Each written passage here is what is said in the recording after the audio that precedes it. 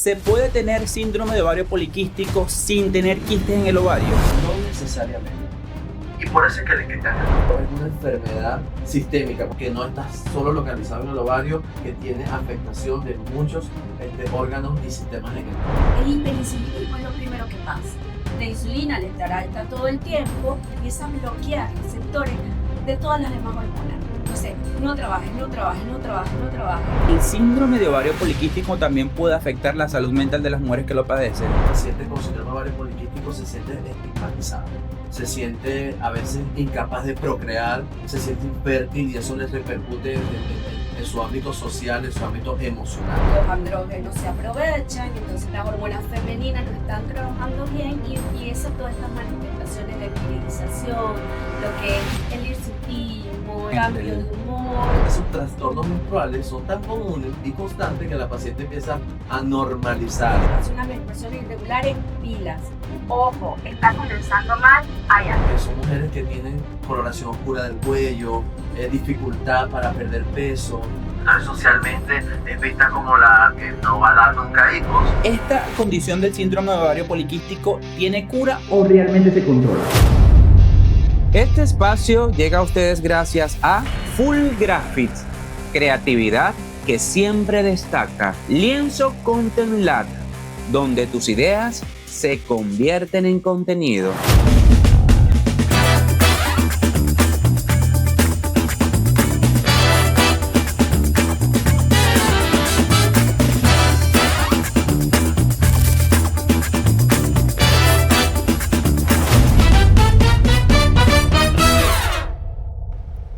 ¿Se nace con síndrome de ovario poliquístico o se genera durante la vida?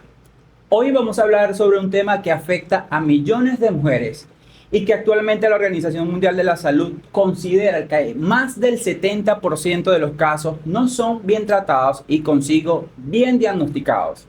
Para ello, hoy tenemos un panel de especialistas quienes nos van a ayudar a ver el síndrome de ovario poliquístico desde el lado hormonal, pero también desde el lado ginecológico. Y para ello le damos la bienvenida al panel de especialistas que tenemos el día de hoy. En primer lugar, bienvenida Mariluz nuevamente al podcast. Gracias. Y en segundo lugar, el doctor Bernardo Velázquez, bienvenido. Por acá tengo que el doctor Bernardo Velázquez, ginecobstetra y especialista en medicina materno-infantil. Y la doctora Mariluz es médico endocrinólogo, ¿no? Nuevamente por acá te tenemos de invitada al podcast para hablar sobre este tema interesante. Bueno, este tema ahorita está mucho en auge, ¿no? Sobre todo porque se le cambió el nombre, que en su momento se le denominaba síndrome de ovario poliquístico y actualmente se le conoce como síndrome ovárico poliendocrino metabólico. Y me gustaría comenzar con esta pregunta clave, ¿no? ¿Por qué actualmente al síndrome de ovario poliquístico se le denomina síndrome ovárico poliendocrino metabólico? Primero las damas. Tranquila. Que la experiencia de los ginecobstetras ha sido también lo que nos ha guiado a nosotros a precisar un poco estos conceptos. Pues ya este tema del síndrome que tiene, todos los síndromes que tienen que ver con insulina, con insulina resistencia, con diabetes, no verlo hasta ahora no se ven aislados, ahora se ven como parte de un compendio. Y pues bueno, ahorita mismo, después de un estudio por allá, porque comenzó en el 2017, un estudio que duró alrededor de 7, 8 años, para poder declarar o hacer un consenso, el cambio o la denominación de una patología, tienen que estar todos de acuerdo, ¿no? Y la preocupación siempre era que ginecobstetricia inducía mucho el control del trabajo del ovario, pero siempre volvían los pacientes. Entonces, pues, de una u otra forma, se empezaron a dar cuenta que esto estaba en relación con un proceso metabólico bioquímico más interno y que con cambios de estilos de vida y alimentación se lograban muchas cosas. Entonces, por eso la necesidad de, si cambiamos el nombre, empezamos a cambiar el chip de las personas y decirte, mira, no es solo tu ginecología, tu parte sexual, pélvica, la que está dañándose. Esta es la consecuencia, así como en tiroides también, esta es la consecuencia, ellos son los mártires. tu ovario es el mártir, tu tiroides es el mártir, tu suprarrenal son los mártires de todo lo que tú estás haciendo con tu vida, con tu alimentación, con tu estilo de vida. Para poder llegar hasta ese punto, había que cambiar el concepto, para que la gente ampliara. ¿Y tú, Bernardo, qué tienes que decir al respecto? Cuando se hablaba de síndrome de ovario poliquístico parecía que era solo el ovario lo que estaba dañado. Entonces la paciente creía que su ovario tenía muchos quistes y que iba a ser infértil y que se iba a masculinizar, y entonces era una paciente que se nos quedaba solo en la esfera ginecológica. Cuando le cambian el nombre a metabólico, poliendocrino, se hace entender ahora, ¿ok? La paciente ahora comprende que su enfermedad no es solo en el ovario, ¿ok? Y que es una enfermedad que repercute, como decía la doctora, con diabetes, problemas de insulina, obesidad. Sí, la masculinización está presente porque muchas de ellas tienen exceso de vello corporal. Hirsutismo, ¿no? Hirsutismo se llama, correcto. Y entonces lo mejor que pudieron haber hecho definitivamente fue cambiarle el nombre para entender que no está solo localizado en el ovario, que tiene afectación de muchos órganos y sistemas en el cuerpo. O sea, ¿ustedes creen que era conveniente el cambio del nombre a esta condición? Es más largo, más difícil de decir. Es un poquito difícil, yo tuve que practicar varias veces porque me enredaba, sí. Me enredaba. Ok, perfecto, finísimo. Entonces, bueno, vamos a ir entonces ya definiendo lo que es. Vamos a hablar sobre el síndrome de ovario poliquístico porque el otro es más largo, ya sabemos que le cambiaron el nombre, pero lo vamos a tratar así. Desde el punto de vista ginecológico, tú, Bernardo, ¿qué vendría siendo el síndrome de ovario poliquístico? El síndrome de ovario poliquístico es una enfermedad sistémica. Cuando hablo de sistémica es que no solo afecta al ovario, como vengo diciendo, ¿ok? Y que tiene no solo compromiso en la parte corporal, sino también en la parte emocional, en la parte sentimental, porque definitivamente la paciente con síndrome de ovario poliquístico se siente estigmatizada, se siente a veces incapaz de procrear, se siente infértil y eso le repercute en su ámbito social, en su ámbito emocional. Es una enfermedad que sí ciertamente puede tener un compromiso ovárico, también tiene un compromiso, y ya lo repito, insisto en esto, porque son mujeres que tienen coloración oscura del cuello, dificultad para perder peso, mucho sedentarismo y muchas complicaciones que empiezan ahorita en la adolescencia, pero que cuando tengan 45, 50 años empiezan a tener diabetes tipo 2, problemas con el manejo del colesterol, patologías cardiovasculares, y eso realmente va a repercutir mucho en su calidad de vida. Eso es realmente el síndrome de ovario poliquístico, una enfermedad sistémica que no solo afecta el ovario. Y hormonalmente, Mariluz, tú como endocrino, ¿qué nos podrías decir? ¿Qué pasa en una mujer cuando tiene síndrome de ovario poliquístico? Sí, bueno, como dice Bernardo, es sistémico, ¿no? ¿Qué pasa?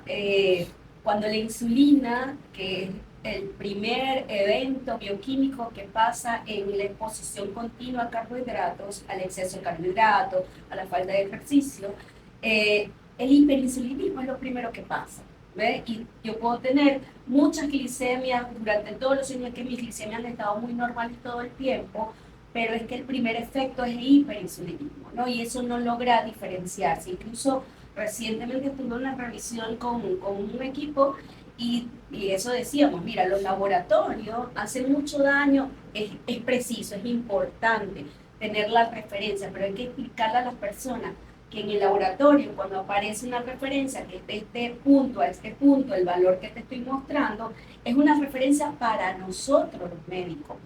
Yo estoy usando un kit de tal empresa que estos son sus parámetros. Eso es lo que significa tener el valor en el laboratorio allí expresado, para que yo pueda interpretarte si estos son los límites y este es tu valor. Obviamente yo interpreto que tú estás a este nivel, ¿okay? Eso por comenzar el primer evento que uno pierde de vista y no le presta atención por no evaluar bien la insulina. Entonces, ¿qué hace? ¿Qué es lo que pasa posteriormente?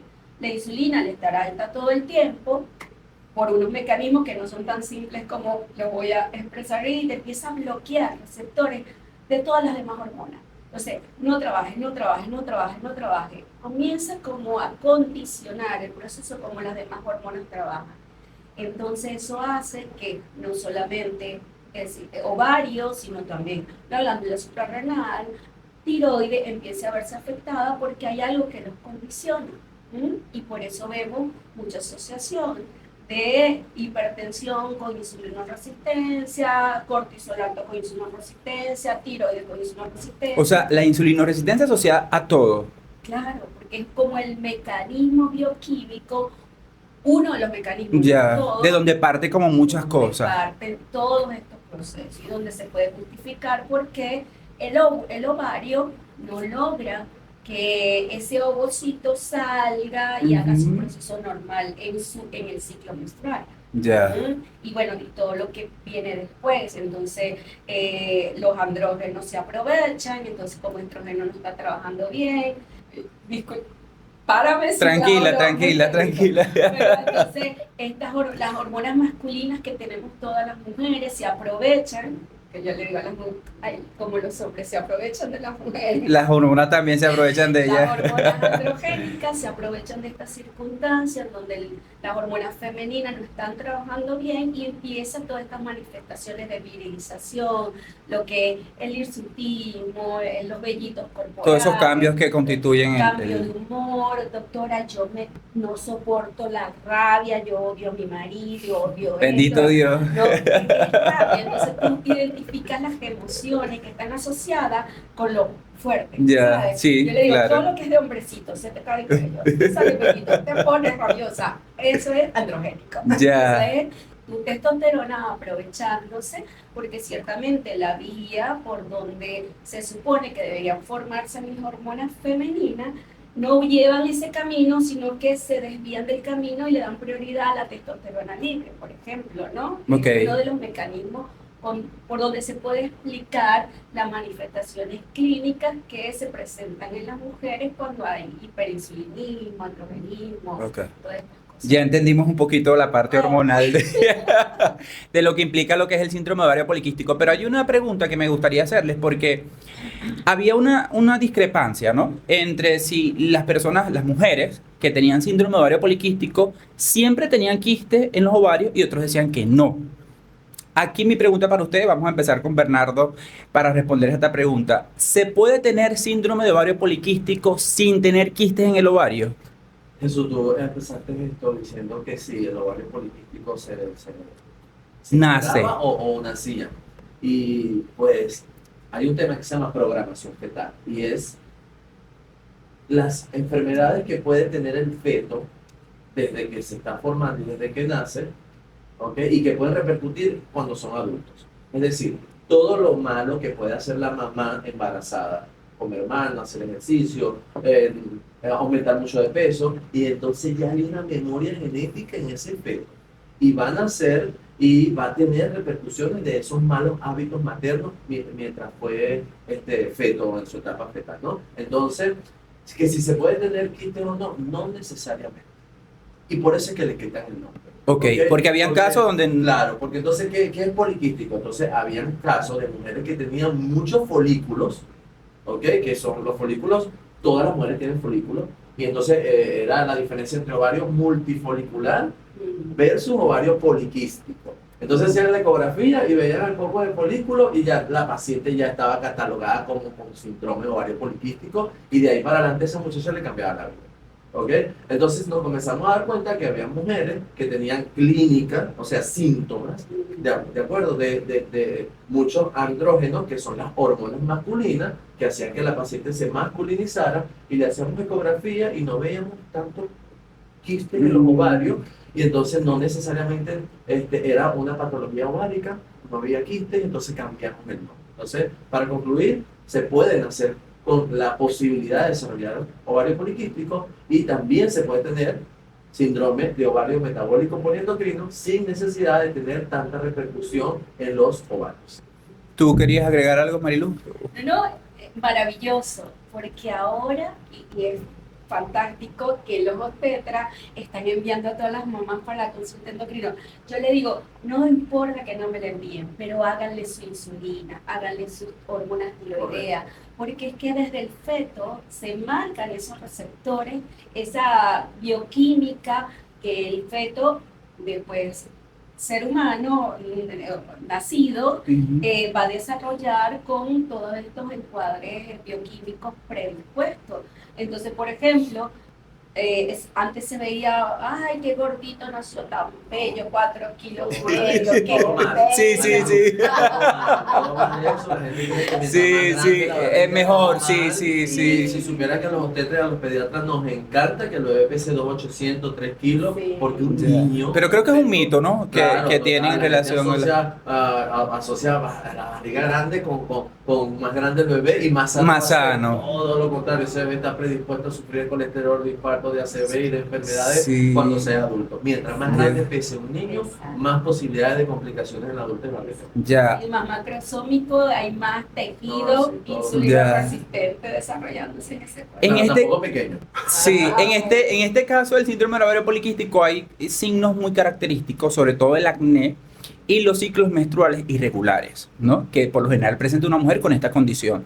Está bien que la mujer normalice el hecho de vivir con acné y con ciclos menstruales irregulares.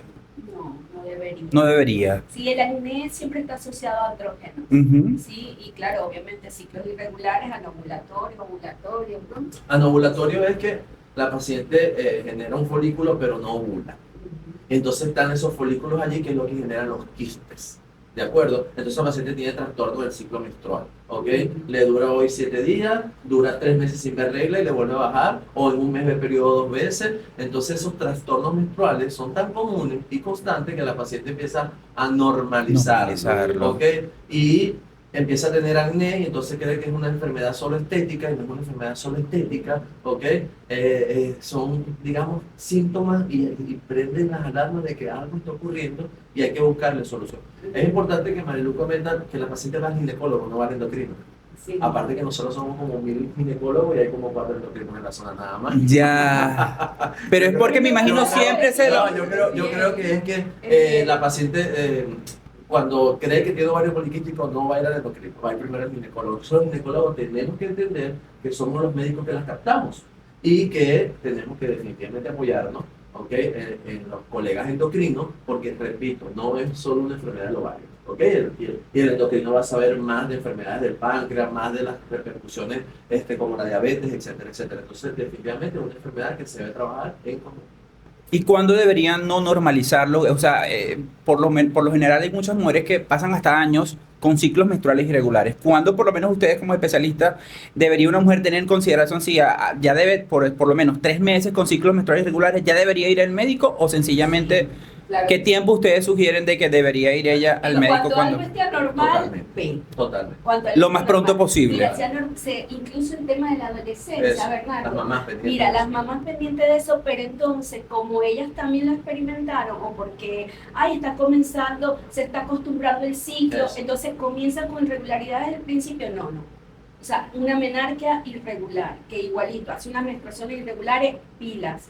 Ojo, está comenzando mal, allá. Menarquia es la primera menstruación. Ay, Así lo digo Sí. porque- Yo creo que será que porque normalizan tanto el hecho de sentirse mal, que por eso es que hay tantas dificultades para diagnosticar esta condición. Yo creo que Sí, sí. sí. O crean que si el ovario poliquístico es solo si estás gordita, si tienes alteración del periodo, si el pollito se te pone oscuro, como lo vengo diciendo, y a lo mejor tiene acné y no crees que es por eso, ¿ok? O, no, es como dice la doctora, está empezando su menstruación. Normalmente la menstruación de una mujer debe durar de 2 a 7 días y ser siempre así. Si la paciente superior le dura 2 días y siempre ha sido así, no pasa nada. Pero si tu periodo te dura 3 y ahora te está durando 8, o un día, o al mes te viene 2 veces, empezó a cambiar tu patrón que tú tenías normalmente, ahí es cuando te tiene que llamar la atención. ¿Ok? Ya. Ahí, cuando hay cambios en tu patrón regular, porque no a todas les dura 2 días, ni Ya. 24. ¿Ok? Entonces, cuando hay Perfecto. cambios en ese patrón, es que deben acudir. Fino. Mariluz, hay ciertos signos que las mujeres suelen ignorar, ¿me entiendes? Y suelen pasar por alto por normalizar. ¿Cuáles son esos signos y síntomas claves tú como endocrino que sientes que debe toda mujer poner alerta porque posiblemente ahí hay un síndrome de ovario poliquístico? El cambio de los ciclos menstruales son básicos, el vello corporal que esté creciendo grueso o en lugares donde antes no crecían, el tema del cuello, el tema de las emociones también, como le decía Bernardo, que las emociones es lo que menos le tomamos en cuenta y que de pronto una persona cambie de ser una persona tolerante a ser intolerante y reactiva, eso también tiene que llamarnos la atención. de pronto una hipertensión, hay que subir las escaleras y tengo la tensión 140, ay, pero ¿por qué subir las escaleras? No, señor. O sea, el cuerpo es tan sabio que tú subes las escaleras y solo pasan 5 o 10 minutos para que tú te normalices, ¿no? Esa normalización también de ciertas condiciones tiene que ser un llamado de atención, ¿sí? El que me den algún calambre, que ya no me sienta bien para hacer el mismo ejercicio que yo hacía antes, el que de pronto tengo una ansiedad por comerme un dulcito todas las tardes y es que entonces me como, pero eso es un dulcito nada más, porque con un dulcito eso no va a pasar nada. Y normalizamos el tema de la merienda y la necesidad del dulcito. Tengo rabia, tengo estrés, ay, voy a comerme un dulcito. Peleé con mi marido, ay, voy a comerme un dulcito. Eso también debería llamar mi atención, porque es que ahí son las neuronas que están diciendo, hey, me acostumbraste a comer muchísimo y a responder ante el estrés. Cuando me das mucho carbohidrato, dame más carbohidrato, estoy estresado, y empiezas a pedir carbohidratos. Eso tiene también que ser un llamado de atención. Perfecto. Tú acabas de hablar de algo crucial, las emociones y la ansiedad. Y aquí se me viene a mí una pregunta clave. ¿El síndrome de ovario poliquístico también puede afectar la salud mental de las mujeres que lo padecen? Sí, claro. ¿De qué forma lo...? Yo creo que de autopercepción. Ahí hay un tema de estigmatización con las pacientes que tienen ovario poliquístico, porque, repito, se sienten con más vellos de lo que debería tener, trastorno menstrual, y entonces empieza a decir, voy a ser infértil. Entonces socialmente es vista como la que no va a dar nunca hijos, ¿ok? Y entonces emocionalmente eso le afecta, verse más gordita, verse con cambios en la coloración, no solo del cuello, de sus genitales, de sus axilas, de sus mamas, y eso le repercute en el emocional, el tema de la autoestima, ¿no? La autoestima se ve muy afectado en este tipo de pacientes, sobre todo si son adolescentes. En esa etapa de transición de la adolescencia, y aparte tienen trastornos menstruales y tener todos estos cambios corporales, pues obviamente su autoestima está afectada. Por una otra forma, también ahorita mismo toda esta gente que está estudiando mucho la neurociencia, ¿no? Aquí el año pasado vino María Alonso Push, ¿no? Qué linda ese señor María Alonso Push. Increíble. María Rojas Estapé, toda esta gente ya está hablando que si núcleo amígdala, que si zona prefrontal, todas ellas asociándose a hipotálamo, a hipófisis, todas estas zonas cerebrales que tienen conexión con el sistema neuroendocrino. Por ahí también hay algo que puede ayudarnos un poco a la parte más profunda, ¿no? O sea, el estigma, las condiciones de vida, toda esta cosa, pero bueno, ahorita mismo ya hay otras cosas que se están sumando muy valiosas, y es esta asociación de la parte neuroendocrina con esos núcleos cerebrales que ya están siendo estudiados recientemente. Quizás va a llegar un momento en que sea como que más fácil de explicar porque hay más investigaciones sobre eso, pero ya se están asomando muchas investigaciones de neurociencia que pueden empezar a justificar, ¿no? ¿Cuáles son esos cambios neurológicos que sí están en estrecha relación con la parte neuroendocrina? Ya. Hay una pregunta que ligeramente la respondió Bernardo, pero a mí me gustaría hacerla nuevamente para que ejercer un debate sobre ustedes. Y cada uno de ustedes me va a dar su opinión. ¿Se nace con síndrome de ovario poliquístico o se desarrolla en el tiempo? No se quieren comprometer. Yo creo que como la mayoría de las enfermedades, todos tenemos esa predisposición genética que se termina de destapar cuando tenemos malos hábitos. Cuando comemos muy mal, cuando no hacemos ejercicio, y pues terminamos de ayudar a esa predisposición a aflorar la enfermedad. Entonces, si me preguntan a mí, yo creo que sí se pueden hacer, y que va a depender de nosotros, de nuestros hábitos y de nuestra calidad de vida, si se da o no se da la enfermedad. Mariluz. De acuerdo con Bernardo. Yo le digo a todo el mundo, ¿sabes lo que es difícil desaprender? Los malos hábitos. Cierto. Los malos hábitos son difíciles. ¿Cómo tú le dices a una mamá que toda la vida reunió a sus hijos en la cocina para hablar de los problemas de casa, que ahí fue donde comenzó el problema? Pero es que el tema está es que el núcleo familiar los venezolanos comen muy mal. Sí. ¿Ok? Sí, O sea, realmente. tú tienes que estar Pero es la en un cultura colegio, también. tienes que estar Sí. en el colegio, es harina y harina y harina, o es arepa, o es empanada, o es pan. ¿Pero usted cree que se nace con Yo eso? creo que sí, ¿Y definitivamente. tú también crees que sí? Como la diabetes, como la hipertensión, como el colesterol. Como Y el tu estilo de vida es lo que va a infarto, determinar si se totalmente. desarrolla Así o... sí, así es. Exactamente. Bueno, ahorita no sé si esto vale publicidad o me van a regañar Ya. por eso. Mira la señora que ganó el maratón de San Celestino. Ok. Uy, qué admirable. Sí. Esa señora la entrevistaron y dijo Es Bexabeth. Ajá. Exacto. La íbamos a tener acá, pero no pudo, sí. Coméntenle que Sí, soy sí, su sí. admiradora. Mira, ella comenzó a hacer ejercicio a los 50 y algo, mira, y ahora tiene 70 y algo, si mal no recuerdo, y mira la fuerza que tiene, la capacidad de... Sí, pero es por su estilo de vida que ya ha adquirido. Claro, y lo hizo consciente. y lo a hizo los 50 y consciente, pico, sí. ¿no? A lo mejor sí ya tenía una previa condición de que lo venía pensando, cuidando todo eso, pero ella hizo la decisión, fue a los 50 y pico, voy a hacer ejercicio. Ya. ¿Mm? ¿Cuál ustedes creen que es el mito, según su experiencia, más peligroso que hay en relación a esta condición del síndrome de ovario poliquístico? Que ven más en consulta. Ah, ok, Las sí, totalmente. complicaciones, Totalmente, y que eso es normal. O que es Eso algo normal. estético, Entonces ¿no? empiezan a normalizarlo y no acuden. Yo quería aprovechar la oportunidad para, hablando también de mito, es el tema de la sociedad, el afán de querer leer los laboratorios. No sé si eso te pasa a ti. Entonces, por ejemplo, con el tema de la glicemia, tú ves laboratorios que dicen que el valor normal es de 60 a 110. Pero es que 92, 95, 96, ya tienen que encender las alarmas y por favor, si se van a hacer exámenes, no lo interpreten ustedes, porque Sí. si se lo hicieron por su cuenta, O al por lo vecino, menos al amigo. vayan eso, a que se los lean de forma adecuada, porque es que tener 95, 100 de glicemia, mosca. Ojo. No, y ahorita con la Ok, inteligencia bandera roja artificial con hasta le eso. mandan los resultados a la inteligencia artificial para que se los lea. Total, Pero eso si la sí. inteligencia artificial dice, este recurso no te lo puedo responder yo, consulta a tu médico. Sí te lo dice, sí te lo dice, Pero hay sí. algunos que sí, Ay, sí. que no lo dicen, o Sí. lo dicen abajo. No, hay una notica. Es preferible que Así. consulte al médico, pero hay gente que los envía, sí, se cree lo que le dice la inteligencia artificial. Ciertamente. Hay una interrogante que también se generan muchas mujeres. ¿Esta condición del síndrome de ovario poliquístico tiene cura o realmente se controla? Sí, el control siempre es la cura. Sí, Como yo claro. conciba la vida, ¿verdad? Si yo me concibo sana, a pesar de que tengo gripe, yo me concibo que yo tengo capacidades de hablar aquí como estoy, yo estoy sana, pues. O sea, el concepto de sanidad pasa por cómo me siento, el bienestar. Es subjetivo, ¿no?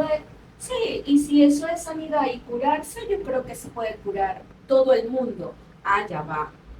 Pero no olvides que tienes una condición, ¿ok? Y esa condición no puedes descuidarla, ¿ok? Así que, bueno, tienes una condición que puedes controlar y sentirte en bienestar y estar sano todo el tiempo sin olvidar que la tienes y seguirla cuidando todo el tiempo. Y Eso Bernardo, está ¿qué muy dice? bien, eso está muy bien, pero la paciente no puede normalizar sus síntomas. La paciente tiene que entender que tiene una enfermedad que depende mucho de ella, no solo de tomarse una o dos pastillas, no solo tomarse un multivitamínico, porque realmente el tema farmacológico a veces pasa en segundo plano, porque ellos siempre les damos chance y todas las guías siempre lo dicen, que el cambio del estilo de vida es fundamental. ¿Ok? Comer mejor, hacer actividad física es el primer paso aunado al tratamiento farmacológico. Pero si yo solo me tomo la pastilla y no hago actividad física ni mejoro la alimentación, pues yo lamentablemente no estoy haciendo nada. Y estos no son cambios de la noche a la mañana. ¿De acuerdo? No es que me seguí el tratamiento, hice 2 días de ejercicio y comí 3 veces bien, entonces ya voy a ver cambios. No, mal. Si tengo la alteración de adolescente y ahorita tengo 30 años y voy a empezar a cambiar, ahorita con 30 años no voy a tener cambios de la noche a la mañana. Hay que ser constante, yo creo. Exactamente. Ya. Hay una incógnita que me imagino se hacen muchas personas y es sobre la infertilidad. Se asocia por lo general al síndrome de ovario poliquístico a mujeres infértiles. ¿El síndrome de ovario poliquístico causa en todos sus casos infertilidad en la mujer o no? Tú eres el ginecólogo. ¿Sabes Tú. qué? Yo doy una charla que se llama Mujer versus Mamá. Y Ok. en esa charla siempre me preguntan, doctor Bernardo, ¿cuál es la edad ideal para ser mamá? Yo respiro y trato de pensar lo que voy a decir, porque si me preguntan a mí, como especialista, 25 años es la edad perfecta para ser mamá. ¿de acuerdo? 25 años, pero es la edad en que estás estudiando, es la edad en que todavía vives con tu papá, te cuesta muchísimo, pero siempre yo les digo, a la edad que te embaraces, siempre alguien lo va a criticar, porque si te embarazas con 15 es todo un tema, pero si te embarazas con 40 también, si te embarazas sin haber estudiado es un tema, pero si te embarazas estudiando también, es decir, siempre va a haber la crítica. Que si produce infertilidad, pues sí, puede generar dificultad para embarazarse la paciente, ¿ok? Y eso generalmente a veces es el primer motivo de consulta. Doctor, yo vengo porque tengo 3, 4, 5 años con mi pareja, no nos cuidamos y no me embarazo. Y cuando le estudiamos resulta que la paciente tiene un problema de ovario metabólico polendocrínico de larga data, ¿ok? Y que cuando lo empezamos a manejar nos apoyamos con endocrinología y la paciente sin querer se embarazó.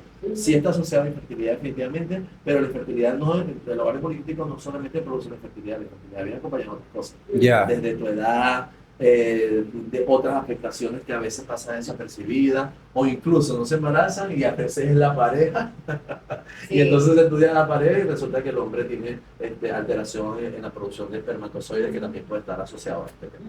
Y te puede llegar como me llegó una paciente en estos días, ella trajo a la mamá, ¿no? Y yo la veo gordita.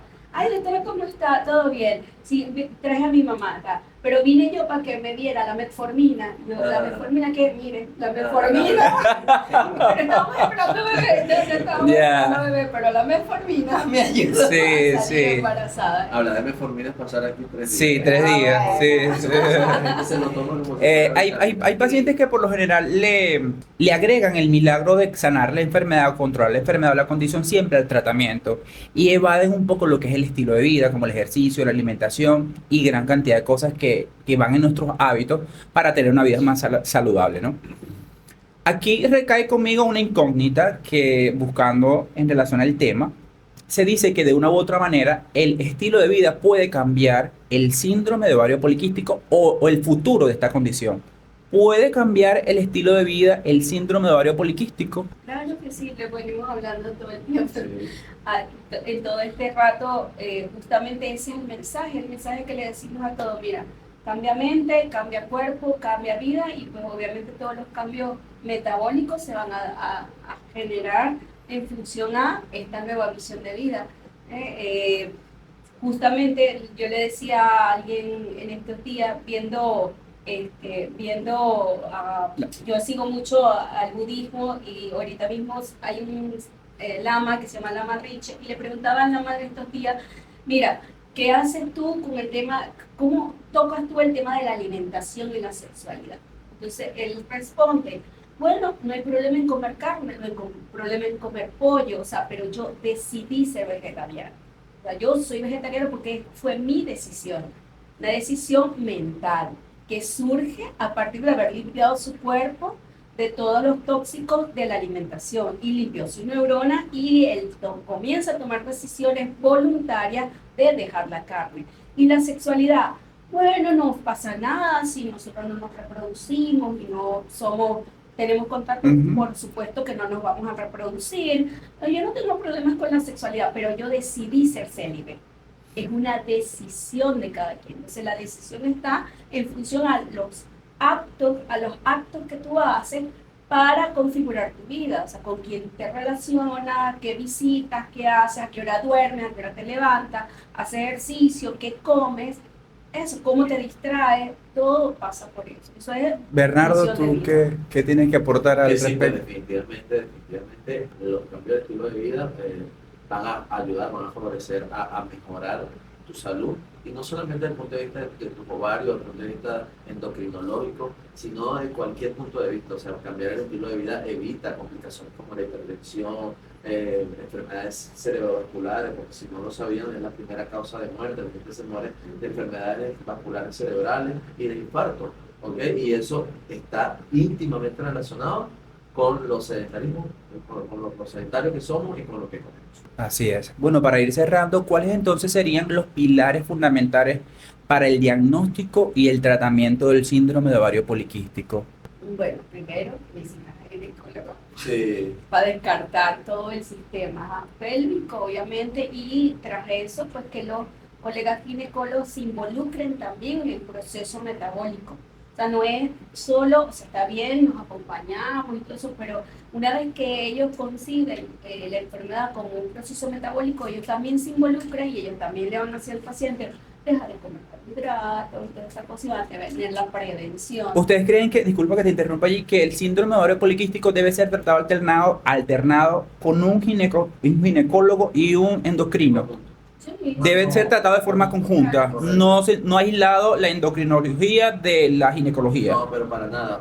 La podemos captar y nosotros sabemos hasta dónde llegar, ¿de acuerdo? Exacto. Porque por lo menos el endocrino la va a evaluar, pero los endocrinos no realizan ecografía, ¿de acuerdo? Pélvica, lo hacemos nosotros, pero tal vez nosotros a lo mejor tengamos un poquito ahí la pata chueca para diagnosticar otras complicaciones allí, y por eso definitivamente esto es incomún.